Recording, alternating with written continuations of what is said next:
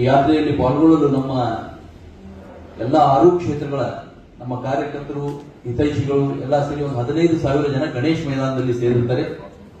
ಗಣೇಶ್ ಮೈದಾನದಲ್ಲಿ ಗಣೇಶನ ಪೂಜೆಯನ್ನು ಮಾಡುವ ಮುಖಾಂತರ ಯಾತ್ರೆಗೆ ಚಾಲನೆ ಕೊಡಲಾಗುತ್ತೆ. ಅಲ್ಲಿಂದ ಪಾದಯಾತ್ರೆ ಮುಖಾಂತರ ಗುದ್ಗೆ ಹಾಸ್ಪಿಟಲ್, ಹರಳಯ್ಯ, ಕರಿಯಪ್ಪ ವೃತ್ತ, ಅಂಬೇಡ್ಕರ್ ವೃತ್ತದಿಂದ ಶಿವಾಜಿ ವೃತ್ತದಲ್ಲಿ ಒಂದು ಬೃಹತ್ ಸಾರ್ವಜನಿಕ ಸಭೆಯನ್ನು ಹಮ್ಮಿಕೊಳ್ಳಲಾಗಿದೆ. ಇವತ್ತು ಈ ಯಾತ್ರೆ ಮಾಡ್ತಾ ಇರುವಂತಹ ಮೊದಲನೇ ಉದ್ದೇಶ ಈ ಜನವಿರೋಧಿ ಸರ್ಕಾರದ ಬೆಲೆ ಏರಿಕೆ ನೀತಿ. ಎರಡನೇದು ಇವರು ತುಷ್ಟೀಕರಣ ನೀತಿ ಅನ್ವಯವಾಗಿ ಇವತ್ತ ಧರ್ಮಾಧಾರಿತ ಮೀಸಲಾತಿಯನ್ನು ತರಲಿಕ್ಕೆ ಹೊರಟಿದ್ದಾರ.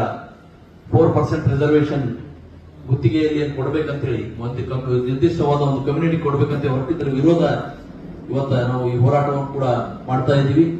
ಜೊತೆಯಲ್ಲಿ ಈ ಹೋರಾಟದ ವಿರುದ್ಧ ನಮ್ಮ ಶಾಸಕರು ವಿಧಾನಸಭೆಯಲ್ಲಿ ಒಂದು ಪ್ರತಿಭಟನೆಯನ್ನು ಮಾಡ್ತಾ ಇರುವಂತಹ ಸಂದರ್ಭದಲ್ಲಿ ನಮ್ಮ ಜಿಲ್ಲೆಯ ಶಾಸಕರು ಡಾಕ್ಟರ್ ಶೈಲೇಂದ್ರ ಬೆಂದಾಳೆ ಅವರು, ಶರಣು ಸಲಗಾರ್ ಸೇರಿ 18 ಜನ ಶಾಸಕರನ್ನು ಸ್ಪೀಕರ್ ಮುಖಾಂತರ ಉಚ್ಚಾರಣೆ ಮಾಡಿಸುವಂತ ಕೆಲಸ ಕಾಂಗ್ರೆಸ್ ಪಕ್ಷ ಮಾಡಿದೆ.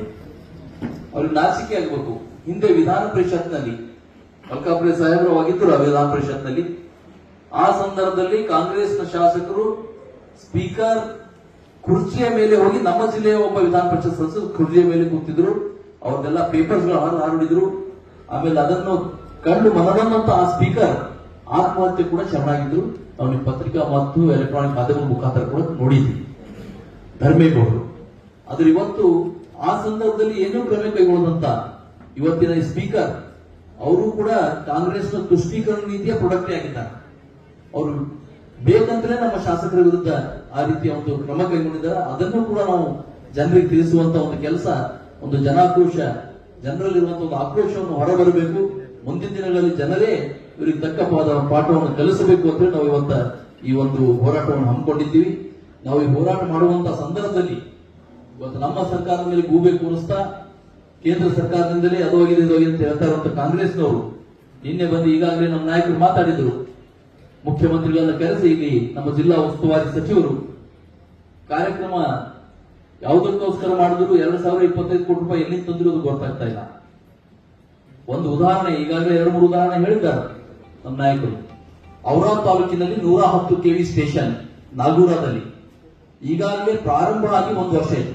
ಚಾರ್ಜ್ ಕೂಡ ಆಗಿ ಪ್ರಾರಂಭ ಆಗಿದೆ. ಎಲ್ಲರ ಮನೆಗೆ ಅಲ್ಲಿಂದ ಕರೆಂಟ್ ಹೋಗ್ತಾ ಇದೆ. ಅಂತ ಒಂದು ಸ್ಟೇಷನ್ ಉದ್ಘಾಟನೆ ನಿನ್ನಿನ ಒಂದು ಇದರಲ್ಲಿ ಸೇರಿಸಿದ್ದಾರೆ. ಅವರಿಗೆ ಏನಾದ್ರೂ ನಿಜವಾಗಿ ನಮ್ಮ ಜಿಲ್ಲೆ ಅಭಿವೃದ್ಧಿ ಮಾಡಬೇಕಂತ ಮನಸ್ಸಿದ್ರೆ ಒಂದು 2,000 ಕೋಟಿ ರೂಪಾಯಿ ವಿಶೇಷ ಪ್ಯಾಕೇಜ್ ಅನ್ನು ನಮ್ಮ ಜಿಲ್ಲೆ ಕೊಡ್ತಿದ್ರು ಅಂದ್ರೆ ಅವಾಗ ನಿಜವಾದಂತ ಒಂದು ಕಾರ್ಯಕ್ರಮ ಆಗ್ತಾ ಇತ್ತು. ಅವ್ರಿಗೆ ಕಾರ್ಯಕ್ರಮ ನಮ್ಮ ಉಸ್ತುವಾರಿ ಸಚಿವರು ಯಾಕೆ ಮಾಡಿಸಿದ್ದಾರೆ ಅಂದ್ರೆ ಅವ್ರ ಮಗನನ್ನು ಮುಖ್ಯಮಂತ್ರಿಯನ್ನು ಕರೆಸಿ ಅವ್ರ ಮಗನಿಗೆ ಹೊಗಳೋದಕ್ಕೋಸ್ಕರ ಈ ಕಾರ್ಯಕ್ರಮವನ್ನು ಏರ್ಪಡಿಸಿದ್ರು ಅಂತ ಅನ್ನಿಸ್ತಾ ಇದೆ. ಇನ್ನೊಬ್ಬ ಸಚಿವರು ಇದ್ದಾರೆ ರಹೀಂ ಖಾನ್ ಅವರು. ಅವರದ್ದು ಸಾಧನೆ ಏನು ಅಂದ್ರೆ ಬೀದರ್ನಲ್ಲಿರುವಂತಹ ಕನ್ನಡ ಮತ್ತು ಇಂಗ್ಲಿಷ್, ಹಿಂದಿ ಮಾಧ್ಯಮ ಬೋರ್ಡ್ಗಳನ್ನು ಉರ್ದು ಬೋರ್ಡ್ ಆಗಿ ಪರಿವರ್ತನೆ ಮಾಡೋದು ಈಗಾಗಲೇ ಮುನ್ಸಿಪಾಲಿಟಿಯಿಂದ ಪ್ರಾರಂಭ ಮಾಡಿದ್ದಾರೆ. ಇದು ಅವರ ತುಷ್ಟೀಕರಣ ನೀತಿ. ಇದನ್ನೆಲ್ಲ ವಿರೋಧಿಸಿ ನಾವು ಬರುವಂತಹ ದಿನದಲ್ಲಿ ಈ ಒಂದು ಹೋರಾಟವನ್ನು ಮಾಡೋರಿದ್ದೀವಿ. ಈ ಹೋರಾಟದಲ್ಲಿ ತಾವು ಕೂಡ ಅವತ್ತ ಆ ಕಾರ್ಯಕ್ರಮಕ್ಕೆ ಬರಬೇಕಂತ ಆಹ್ವಾನವನ್ನು ಮಾಡ್ತಾ ನನ್ನ ಮಾತಿಗೆ ವಿರಾಮ ಹೇಳ್ತೀನಿ.